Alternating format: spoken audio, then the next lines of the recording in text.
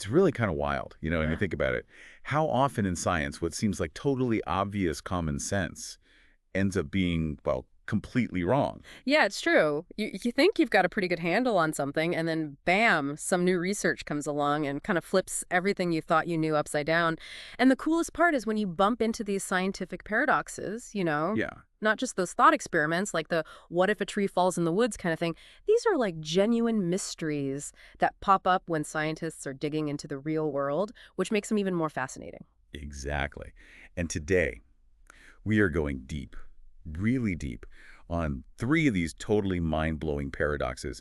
And our whole mission here is to kind of untangle them, explore the surprising reasons behind them, and hopefully give you a really efficient way to grasp some seriously insightful knowledge. Like a cheat sheet, almost, to some Yeah. pretty heavy scientific concepts. So for everyone listening, think of this deep dive as your express lane to understanding some stuff that'll really make you think differently. No need to slog through a ton of scientific jargon. We're going to lay it all out there in a way that's hopefully fun and engaging. Perfect. All right, let's jump right in. First up, we've got a question that might sound a little ridiculous at first. Why don't bigger animals get more cancer? I mean, more cells, longer lifespan. It just seems like the risk should be way higher, right? Right. At first glance, you'd think so. If you've got a larger body, way more cells, those cells are dividing like crazy over a longer period, it just makes sense that there would be more chances for things to go wrong, for those cancer-causing mutations to pile up. Okay, so let's break down that initial assumption a little bit. Humans, right, we have something like 1,000 times more cells than a mouse, and we live like 30 times longer. So just based on pure probability, you'd think our cancer rates would be astronomically higher. But here's the kicker. Our cancer rates are actually pretty darn similar.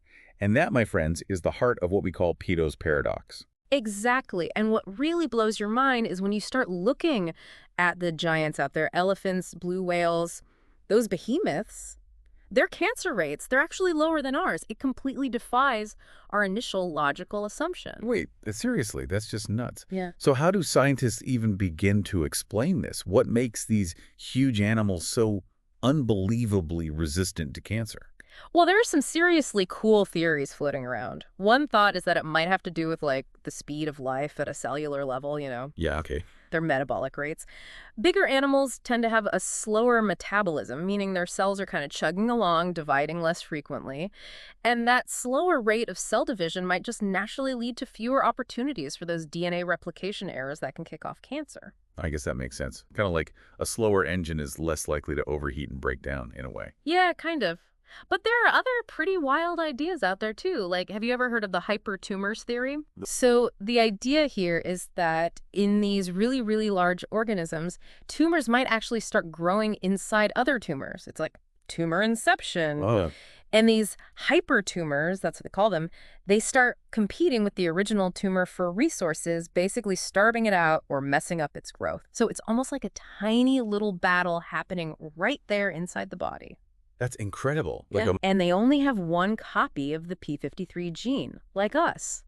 So that tells us something else is going on, something we haven't figured out yet. I mean, think about it. They're huge size, they're long lifespans, and still relatively low cancer rates. There's got to be some other seriously effective but hidden biological strategy at play. It's like they've got some secret weapon against cancer that we just haven't discovered yet. Exactly. Okay, so for our listeners, why should you care about this giant biological mystery? What's in it for us humans? Well, think about it.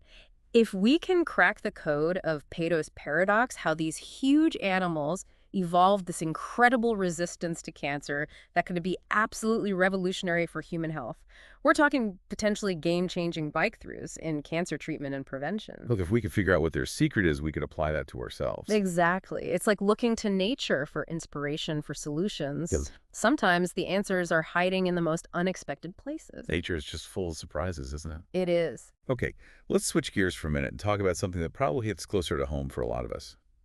Exercise.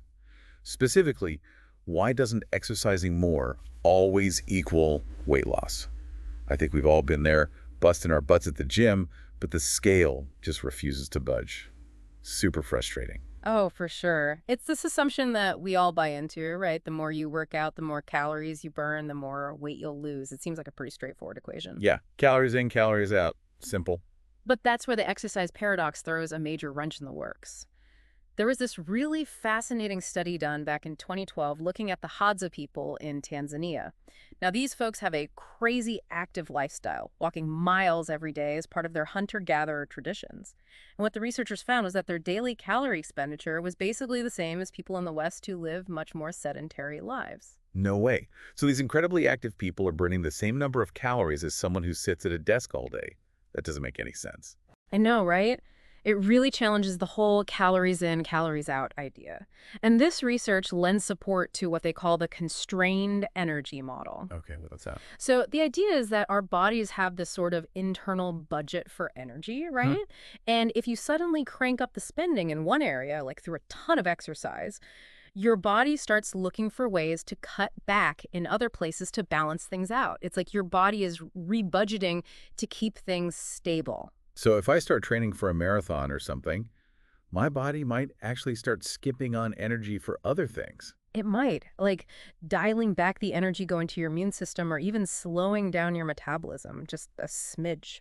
Now, this doesn't mean that exercise is pointless for weight loss, Right. but it does show that it's not as simple as just burning more calories. It's way more complicated than that. Right. What about the whole inflammation thing? I remember that being mentioned. Oh, yeah, that's a really interesting part of this, too. So people who aren't very active, they tend to have this constant low-grade inflammation simmering in their bodies. Oh. And the theory is that when your body has all this energy it's not using, it might get diverted into these inflammatory pathways. It's like your body's default setting when it's not being challenged physically.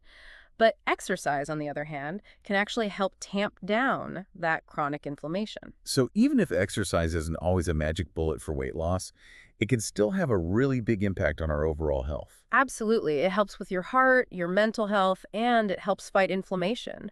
But when it comes to shedding pounds, well, what you eat often matters more than how much you work out. So it's about managing those calories you're taking in. Exactly. Now, it's important to note that there are always exceptions, right? Like elite athletes, people who are pushing their bodies to the limit, they might actually blow past this constrained energy model just because their energy demands are so high. But for most of us, our bodies are pretty darn good at balancing things out. So we need to think about exercise and weight in a more nuanced way. It's not a one-size-fits-all equation. For sure. All right, let's move on to our final paradox. This one has some pretty big implications for how we think about ecosystems and how they work. It's called the Paradox of Enrichment. And the basic idea is that if you add more resources to an ecosystem, it can actually cause it to, collapse. It seems counterintuitive, right? You'd think more resources would mean more life, a healthier ecosystem. Exactly. So what's going on here? How can giving an ecosystem a boost actually backfire? Well, this paradox was actually laid out pretty clearly by this ecologist named Michael Rosenzweig back in 1971.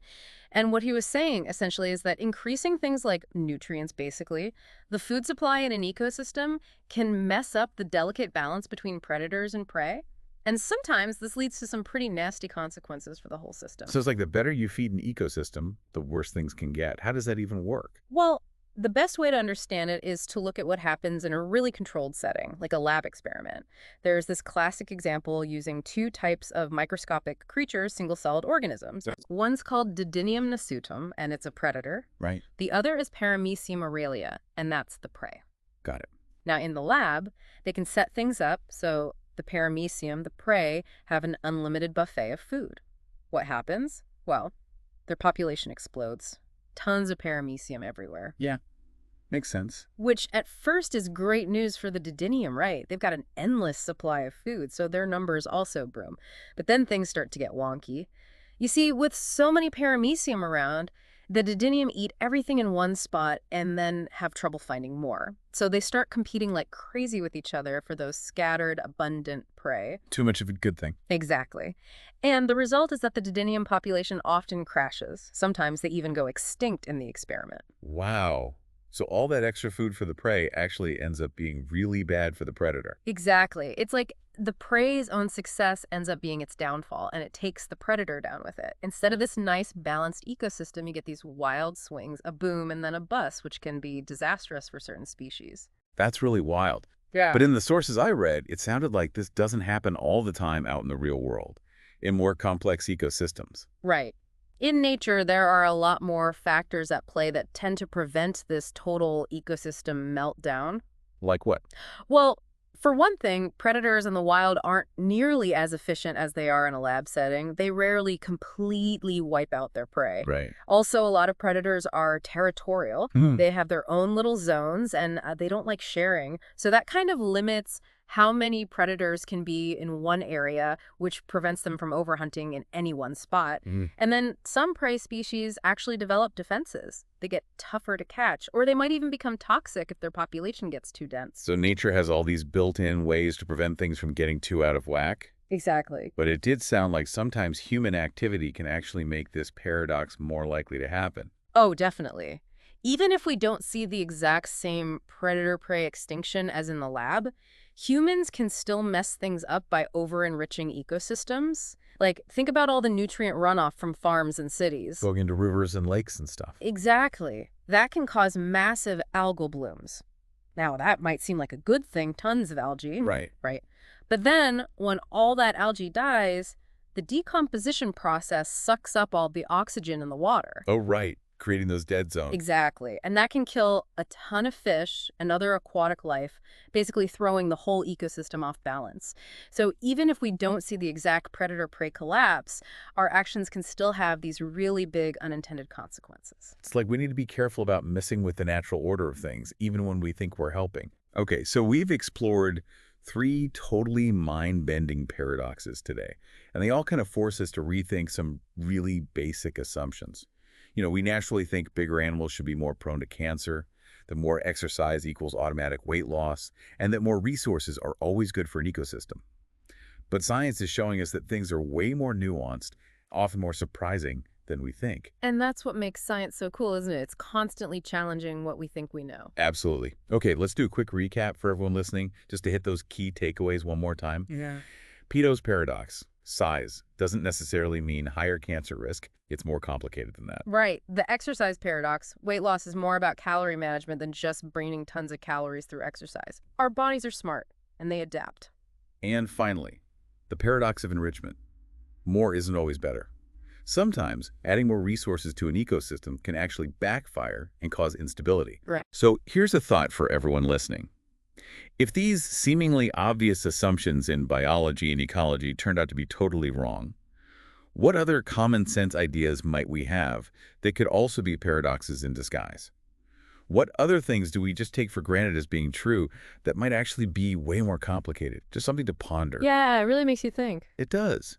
Because who knows what other fascinating contradictions are still out there waiting to be uncovered. That's the beauty of it all, really. There's always something new to learn and explore.